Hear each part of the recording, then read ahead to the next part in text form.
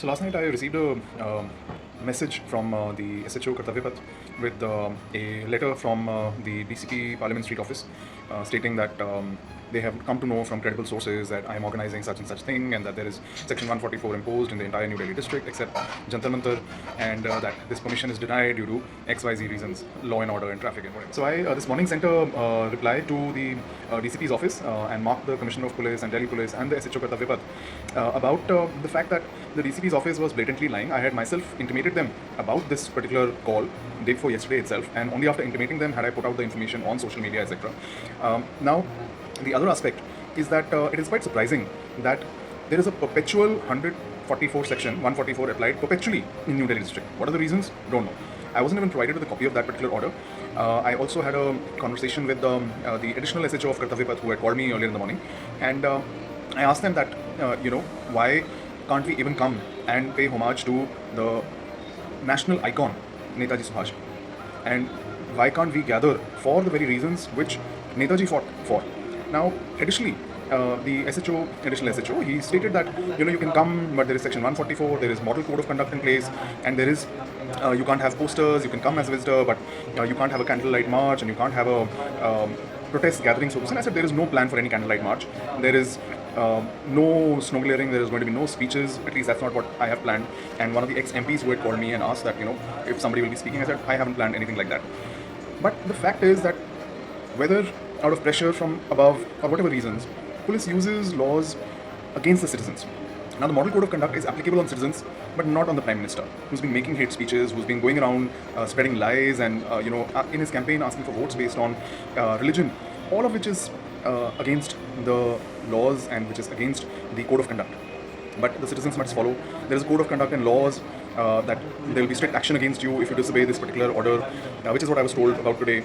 But I won't have had to do this if there wasn't such a blatant, barbaric, ongoing civil war in a state in our country. I wouldn't have had to waste my own time getting the government and agencies and institutions to work on this. Why did a citizen like me have to go to the court and report about the largest arms loot in the history of this country?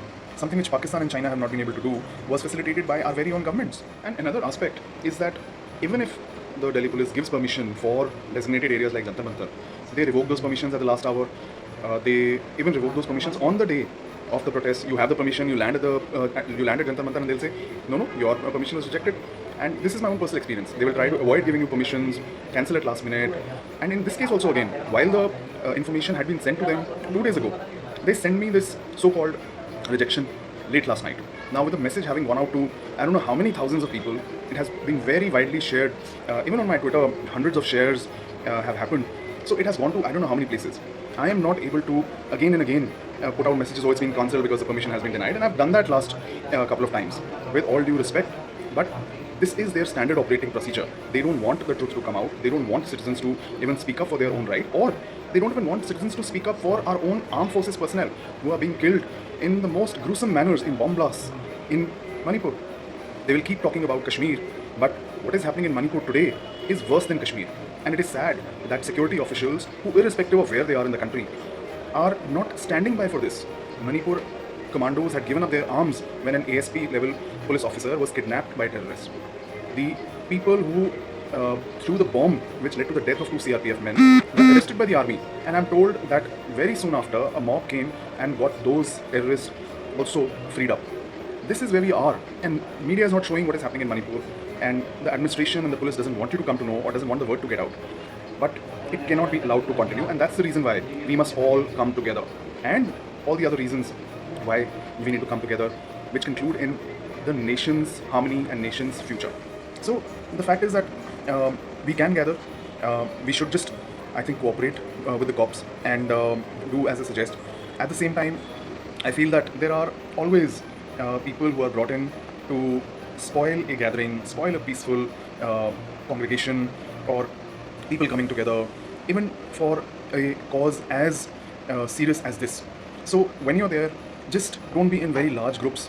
Have your cameras on all the time. Keep looking around. If there are any mischief makers, people who start doing something, saying something, and raising some wrong slogans, or they have any wrong agenda, or they are trying to create some kind of mischief, because this is how the Uh, Problems are created for people who are doing genuine work, especially in a matter like this, wherein the government should not even be in power for last 6-8 months. Most of these people should have been in jail, which is what I've been saying. Not only these people, but heads of all the agencies who have failed the country in Manipur and various other places, they should all be jailed.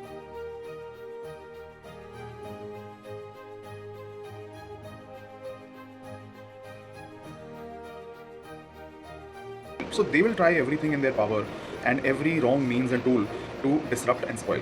But please be vigilant, keep looking around, don't be in large groups. I don't know how many people are coming, whether 15 are coming or 15,000 are coming or 15 lakh of you are coming. It is important that we start raising a very loud noise and voice for this work. Otherwise, this nation is doomed. I hope you will bring a national flag and your spirit of a secular, democratic, peaceful India. See you.